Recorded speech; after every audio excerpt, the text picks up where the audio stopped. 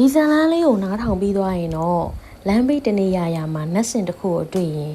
အဲ့ဒီနတ်စင်ပေါ်ကပန်းကိုလုံးဝမယုံမိစေနဲ့နော်ဇလန်းလေးရဲ့အစကတော့ဝါခဲဆိုတဲ့ရွာလေးတွေမှာမိုးကြတိုင်းရွာသားတွေကနတ်စင်တစ်ခုမှာပန်းအနီတဝင်းစီသွားတင်ကြတယ်ဒါကဘာရိုးရလဲဘာကြောင့်လဲဆိုတာဘယ်သူမှသိချာမကြည့်ကြဘူး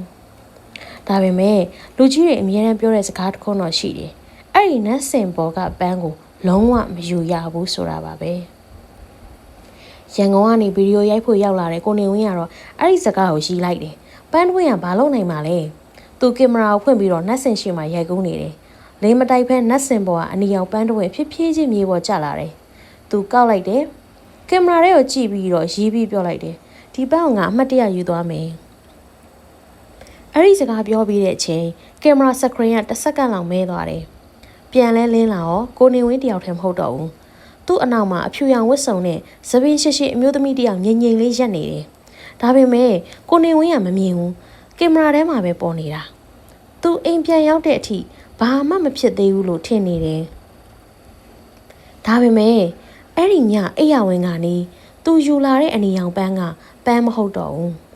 သူ့ခေါင်းအုံးပေါ်မှာဆွတ်ဆွတ်နေတဲ့အနီရောင်သပင်ချီတစ်စီးဖြစ်နေတယ်အဲ့ဒီအချိန်မှာပဲအခန်းပြင်ဘက်ကအမျိုးသမီးတယောက်ရဲ့အတန်တိုးတိုးလေးကြားလိုက်ရတယ်။ငါပန်းကိုပြန်ပေး။ငါပန်းကိုပြန်ပေး။ဒါဘာလို့အတန်လဲ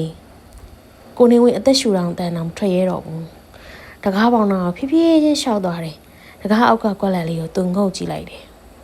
။အပြင်မှာခြေထောက်မရှိဘူး။ဒါပေမဲ့အရေးတစ်ခုကတကားရှိမှရက်နေတယ်။အဲ့ဒီညသူတညလုံးမအိပ်နိုင်ဘူး။မနေ့ရောက်တော့မနေ့ကရိုက်ခဲ့တဲ့ဗီဒီယိုပြန်ဖွင့်ကြည့်လိုက်တယ်။အစာပိုင်းကတော့ပုံမှန်ပဲ။ဒါပေမဲ့နတ်စင်ကပန်းကိုကောက်လိုက်တဲ့အချိန်စက္ကန့်ပိုင်းလေးပဲရှိသေးတယ်။ကင်မရာထဲကအတန်တစ်ခုဖမ်းမိထားတယ်။သူဘယ်တော့မှမကြားခဲ့တဲ့အတန်။သူ့ကိုရွေးလိုက်ပြီ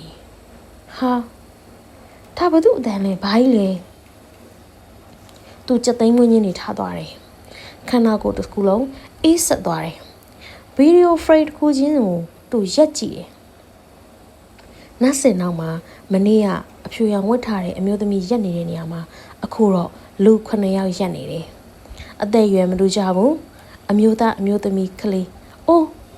အစုံပဲ။ကင်မရာကိုတဲ့ကြည့်နေကြတယ်။ရွာကိုချက်ချင်းပြန်သွားဖို့ဆုံးဖြတ်လိုက်တယ်။ရွာရောက်တော့ရွာလူကြီးကပန်းကိုမြင်တာနဲ့မျက်နှာပြတ်သွားတယ်။ဒါကိုမင်းတကယ်ယူလာတာလား။ဟုတ်တယ်ပန်းမဲလေ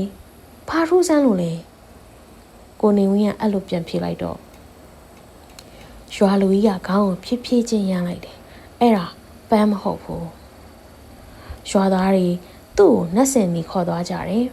နတ်စင်ရှိရောက်တော့ကိုနေဝင်းအသက်ရှူရက်သွားမတဲ့အံ့ဩသွားတယ်နတ်စင်ပေါ်မှာမနေ့ကသူကောက်ခဲ့တဲ့နေရာမှာပန်းတစ်ပွင့်ပြန်ရောက်နေတယ်အယောင်ပုံစံအားလုံးအတူတူပဲဒါဆိုငါယူလာတဲ့ဟာကသူစဉ်းစားမရတော့ဘူးသူတုံကြီးစွာနဲ့ပဲသူ့အိတ်ထဲကအနီရောင်ပန်းကိုထုတ်လိုက်တယ်ရွာသားတွေတယောက်မှမကြည့်ရကြတော့ဘူးရွာလူကြီးကတိုးလေးသူနာကပ်ပြောတယ်အဲ့ဒါပန်းမဟုတ်တော့ဘူးကိုနေဝင်းသူ့လက်ထဲကိုငုံကြည့်လိုက်တယ်အခုတည်းကပန်းလို့ပဲမြင်နေရတယ်ဒါပေမဲ့လက်ချောင်းတွေပေါ်မှာနေရဲနေတဲ့အရေးချို့စီးကြလာတယ်ပန်းပတ်တွေတစ်ဖက်ချင်းကွာကျသွားတယ်အထက်မှာပန်းယုံမရှိဘူးအဲ့ဒီအစားရှည်လျားတဲ့အနီရောင်စပင်တွေတဖြည်းဖြည်းဖြန့်ထွက်လာတယ်အဲ့ဒီအချိန်မှာပဲနတ်စင်နောက်ဖက်သစ်ပင်အောက်ကနေအမျိုးသမီးတစ်ယောက်ရဲ့ရည်တံတိုးတိုးလေးထွက်လာတယ်ပြန်လာပြီဒီတစ်ခါနေမပြန်နိုင်တော့ဘူးထို့အတန်ကိုကြားလိုက်ရတဲ့ကိုနေဝင်းကသူလှည့်ကြည့်လိုက်တဲ့အချိန်မှာပဲသစ်ပင်အောက်မှာဘလူးမှမရှိတော့ဘူးဒါမဲ့မြေကြီးပေါ်မှာအနီရောင်ပန်းရှစ်ပွင့်တန်းစီပြီးတော့ကြာနေတယ်ရွာလူကြီးရဲ့အတန်းကတုံရီနေတယ်ကိုးဝင်ပြေရင်သူနိုးလာလိမ့်မယ်ရွာတရွာလုံးတိတ်ဆိတ်သွားတယ်လိမ်မတိုက်ဘူးငှက်တန်မကြားရဘူးရွာလူကြီးကကိုနေဝင်းရဲ့လက်ကိုတင်းတင်းဆုပ်ကန်လိုက်တယ်နားထောင်မင်းသေးချာနားထောင်တော့ကိုးဝင်ပြေရင်ဒီနေရာကတကားဖြစ်သွားမယ်ကိုနေဝင်းနားမလဲတော့ဘူး သူ့မှာဘေးဒီပေါင်းများစွာတစ်ဖက်ကြောက်ရွံ့စိတ်ကတစ်ဖက်နဲ့တကားဘာတကားလဲတုံရီနေတဲ့အတန်နဲ့သူ့မေးလိုက်တယ်ရွာလူကြီးကအသက်ပြင်းပြင်းရှူပြီးတော့ပြန်ဖြေတယ်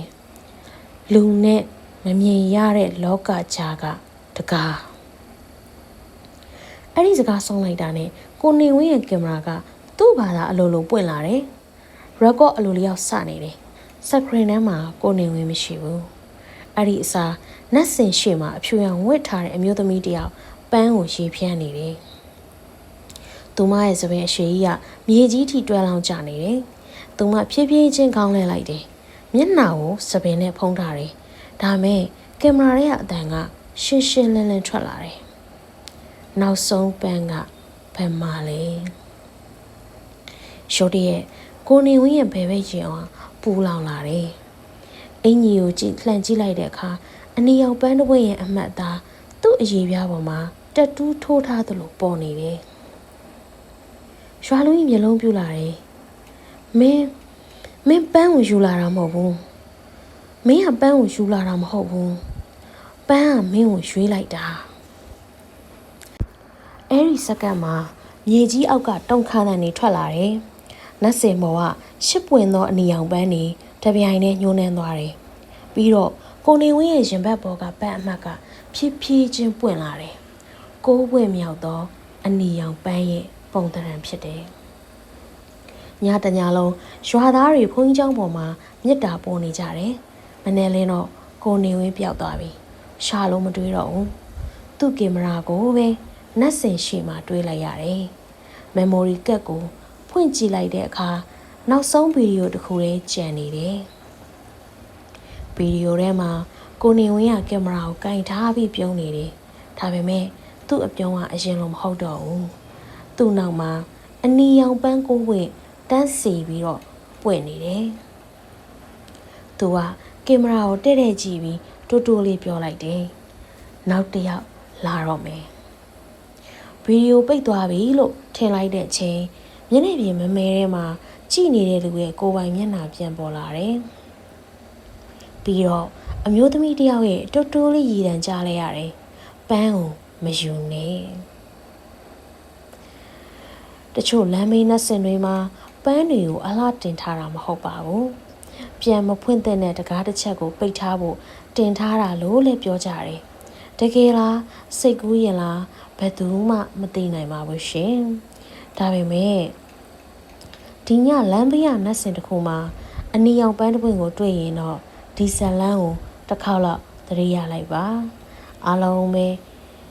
မင်္ဂလာရှိတဲ့အေးချမ်းတဲ့ကောင်းမွန်သောညချမ်းလေးဖြစ်ပါစေရှင်